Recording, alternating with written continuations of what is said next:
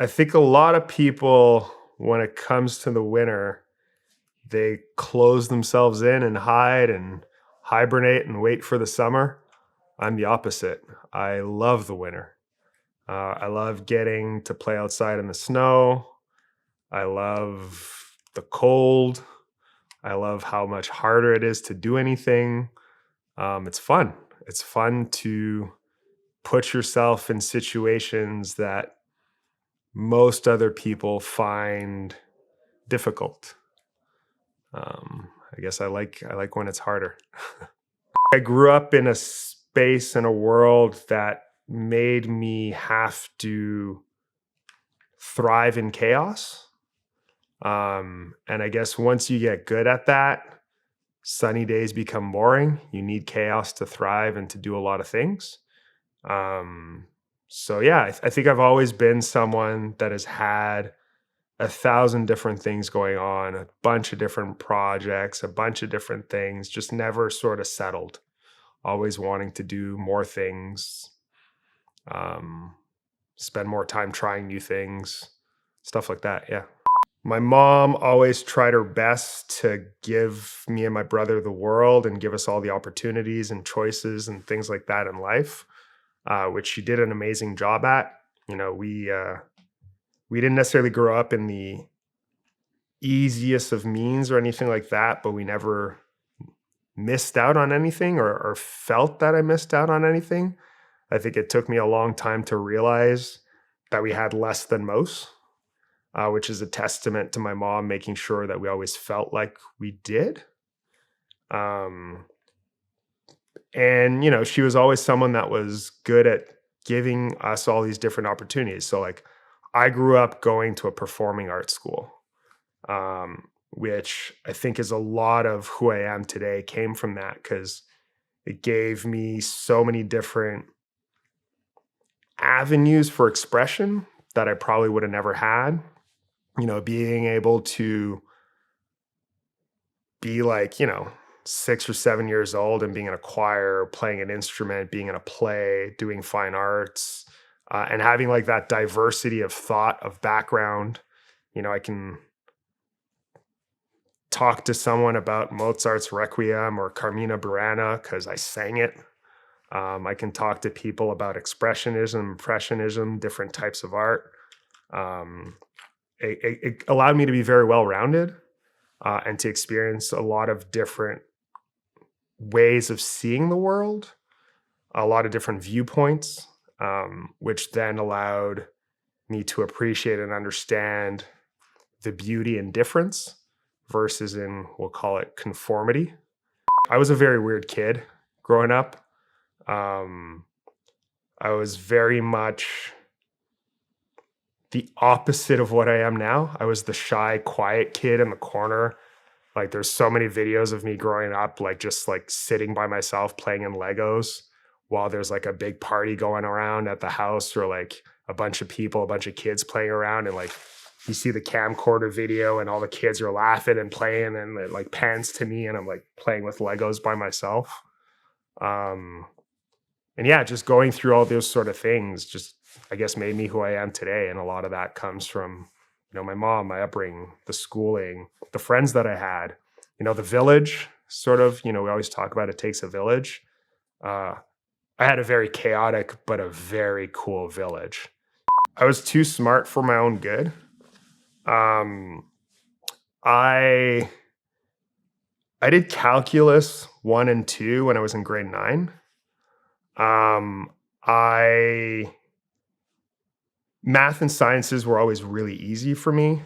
Like, I think the first time I didn't get like 100% was probably like grade 8 or grade 9.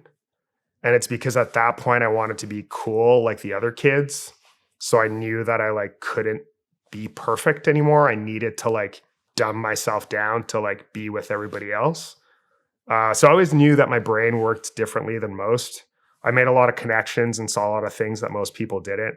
I decided when I was 5 or 5.5 that I wanted to become a chemical engineer. That's not a typical 5-year-old's mindset. But I decided then that I was going to do that. And then, took me some time, but eventually did. So no, I've always known that I was different and that my brain worked differently, that I saw things differently, that I was a little bit weird. But I think the thing that helped me is I was a much better chameleon than I was weird. So I was always very good at not letting other people around me know that I was different. I found very good ways of always trying to make people feel comfortable around me. Because I knew I never fit in any group that I was supposed to be a part of. I got very good at making other groups feel like I belonged within their group and making other people feel comfortable being around me. The chemical engineering thing ended up happening. So I went to school for chemical engineering and I did a couple minors. But then at the same time, my younger brother was diagnosed with brain cancer. So I had to spend a lot of time at the hospital with him because he was in the hospital almost every day for 3.5 years till he was brought back home, and that became a whole other thing. But for most of my degree, he was in the hospital. At the same time, I was on the varsity football team. So that was a very high level of time management and engagement. So at that point, things started falling apart because I could no longer be 100% present at everything. I had to theoretically be this, grade A student at McGill doing chemical engineering with minors in biomedical and organic chemistry. I had to try to be this athlete and do all these trainings, these morning workouts, these evening workouts, all these things. And then I had to be a brother, right? Like I had to show up and I'd go to the hospital and I'd spend nights. So I'd like wake up in the morning, have morning practice, then go to class till like 3 or 4. Then I would have evening practice or weightlifting. Then I would, go home, try to scarf down like 10,000 calories to maintain weight for football. Spend like 2 to 3 minutes with like friends or girlfriend at the time.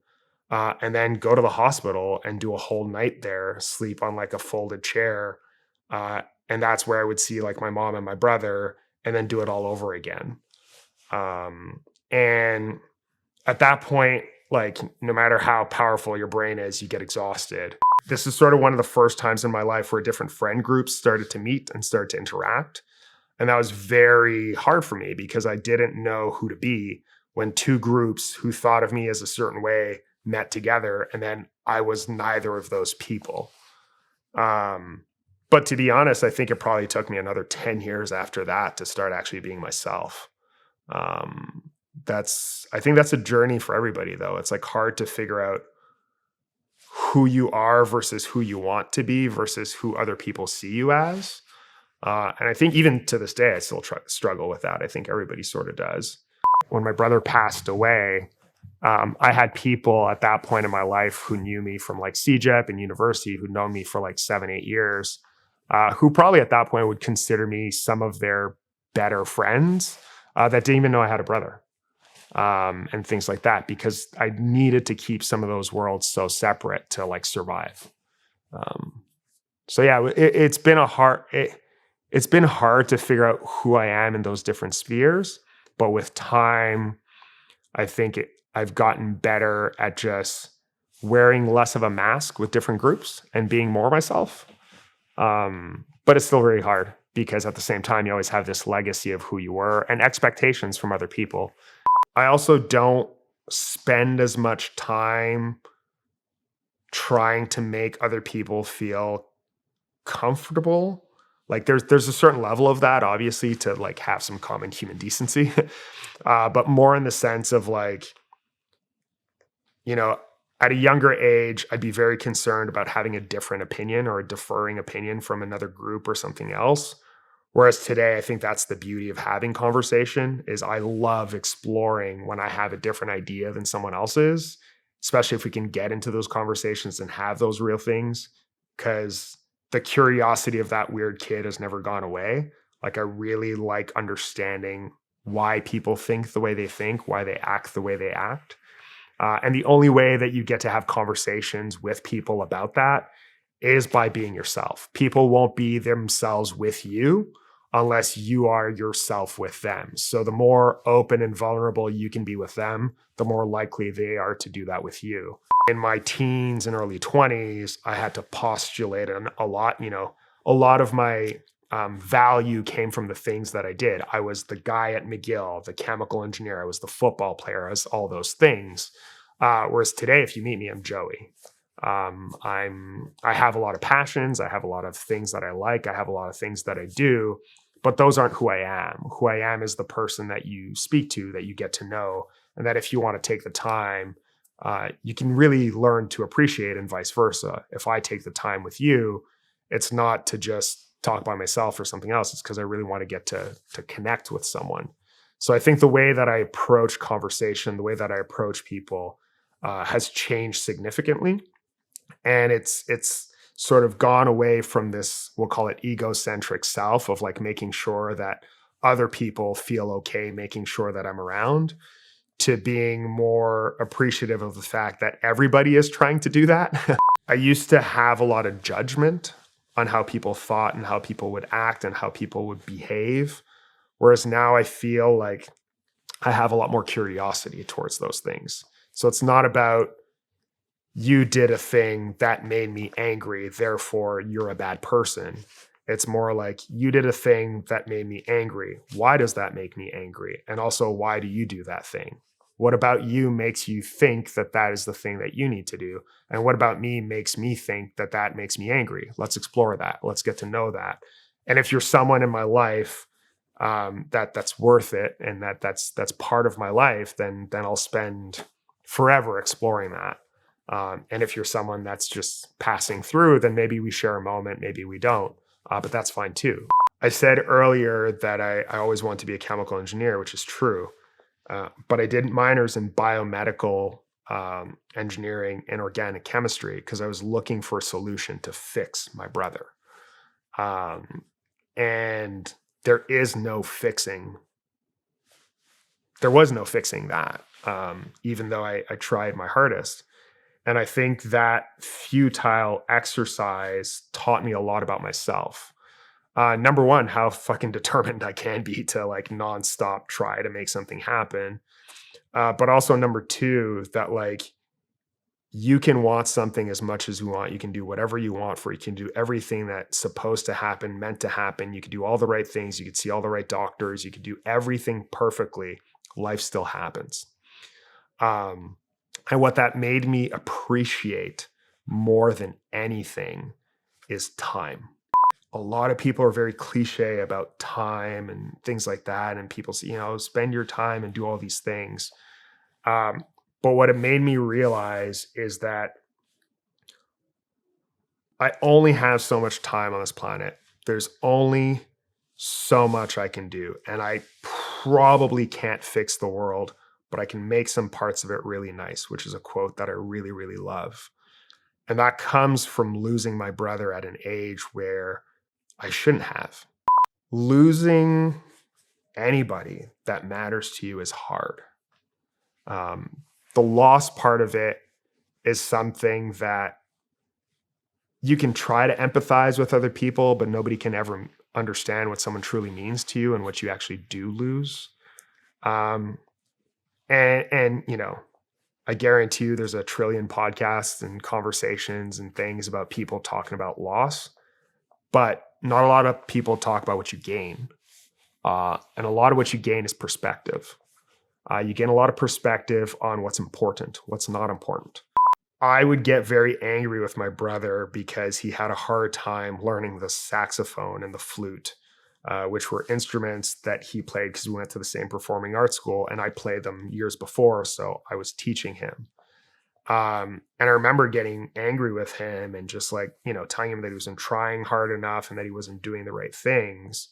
And then come to find out later, he had like a grapefruit-sized tumor in his brain that every time he blew into an instrument gave him a headache. Gaining that perspective makes you realize that what you think should be easy for someone else, you don't know what they're going through. So today, I take those same lessons that I learned, and like when I teach someone how to ski, as an example, which is a completely different segment in the world, it's like when I teach someone how to ski and they can't do something, the last thing that ever comes through my head today is, oh no, it's because you're not trying. Death and loss were very big parts of my life growing up. We grew up in a household where, I didn't realize it at the time, but like, once again, I had a conversation with a friend recently, and, she was telling me how afraid of death she was. And it's because she hadn't really seen a lot of death in her family other than like, her grandmother or people that were significantly up in age. And, I sort of back calculated and realized that I'd lost someone that was either very close to me or close to my family at least once a year since I've been born.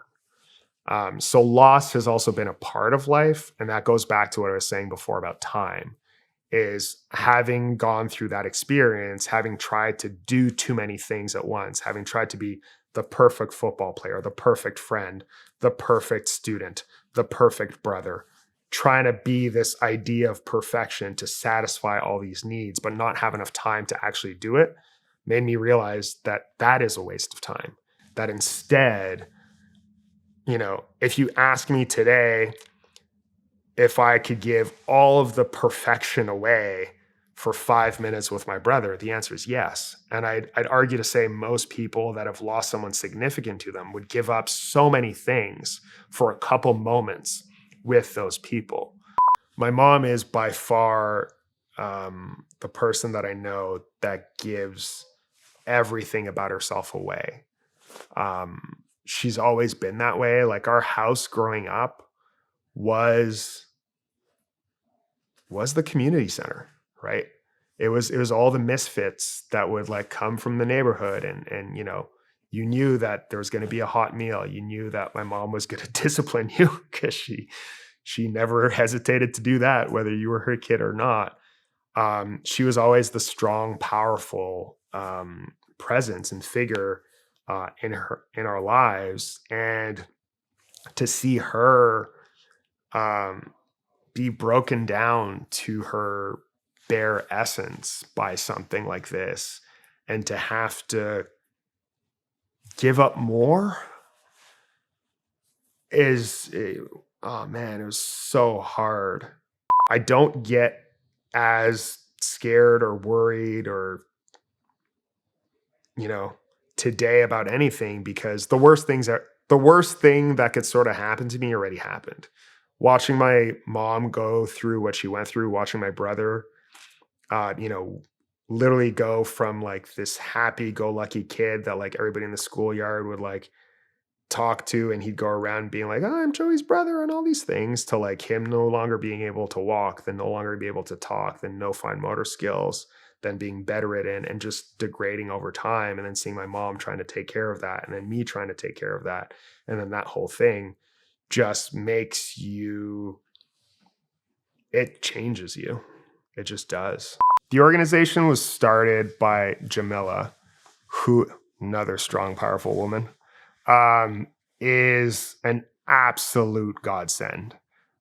She's a community organizer. She is a family woman. She is a great friend, and she had an idea. During COVID, she had this idea of, getting outdoors with her family and just making a lifestyle change. And that just curtailed into other families wanting to join. And then, eventually she rents a bus, and then they all go together. And eventually, okay, well, how do you do that? Well, you charge a fee and you turn it into a thing. And then it just grew and grew and grew and grew. When she pitched me on it, I was like, I'm in. So the first year, actually, Jamila was just like, hey, what winter sports do you do? And I made her a list. And every weekend I taught one thing from that list. So the first Black Winterfest was just me teaching the things that I liked. And it was absolutely the best time that I've ever had, because it got to marry a lot of different things for me. It got to marry a lot of my passions. So winter activities, winter sports, getting outdoors, community, music, culture, fun, all those things, like the arts, everything sort of mixed into one, the way that you express yourself, all these things. And another thing that is super important to me, which is teaching and mentorship. My mom was a teacher. My wife is a teacher. Um, and I've always been surrounded by great educators. I've always been taught very young that if you learn how to do something, you try to learn how to do it well. And once you know how to do it well, you make sure that you teach other people how to do it too. Yeah, it was so hard for me to start doing these activities. It took like, they're all very niche, very expensive. People don't take you seriously when you're trying to learn them. There's so many barriers to now being able to like showcase it to a very high level, to bring all these other people within it and to have them discover something new, whether it's skiing, ice climbing, skating, OAC skis, cross country skis, whatever. And in the summer, whether it's, fly fishing, kayaking, canoeing, all these different things, mountain biking, all these different things that we've taught. I think the thing that really keeps me doing this, and that really makes me love doing this, is that I just think of, 3, 4, 5 generations from now, when everything that was a struggle for me is easy for them. We put out a movie with Routes to Roots, which was a short of a longer documentary that we've been filming. And, thing comes out, first comment is exactly what you expect it to be when you're a Black person, right? Second comment after that, same shit. So I think in any of these, like I said before, I'm less worried about being myself, which is why, I can talk here and be very honest, but I am always nervous as to how that'll be perceived afterwards. But I think for the same reasons that Routes to Roots is interesting and fun to me, this is too. Because as scary as it is, as much as, the first 10 comments will be some bot saying some bullshit, once again, there's some 5, 6-year-old kid that'll watch this and be like, shit, man, maybe I can have a dream. I feel good about the fact that as much as this is scary and vulnerable, that hopefully for at least one person somewhere, it'll mean something to them. And I'm no longer fighting to be who I need to be or anything like that. So at this point, it's like I said before, you're not going to hurt me with my comments. The worst shit that's ever happened in my life has already happened. But yeah, there's always hesitation in putting yourself out there, especially when you're putting yourself out there, not some mask of yourself. I think if there's one thing that I could say to everybody, anybody watching or anything like that, is like, chances are you're watching this on a phone. Put it down. Go hang out with someone. Spend some proper time with people that matter to you. That's really where your life is the people around you. And I'm fortunate to have people like you guys around me that I get to have this conversation with. And I would hope that other people could, turn around to whoever's beside them and have a conversation with whoever that is as well. And you'll be surprised at where that'll lead you, because, the kid that grew up, being the weird kid in Legos that was super shy, unable to talk to anybody, is sitting here talking to you guys about his brother dying and the organization that he's a part of that allows people to discover new skills. And that only happens because, we met through another conversation of another friend, through another conversation of another friend, and another conversation, and all these things led to now. And don't underestimate the impact of just having a conversation with someone, even someone that you don't know, because you never know where that leads. So final thought is, have real conversations, honest conversations with real people in real life.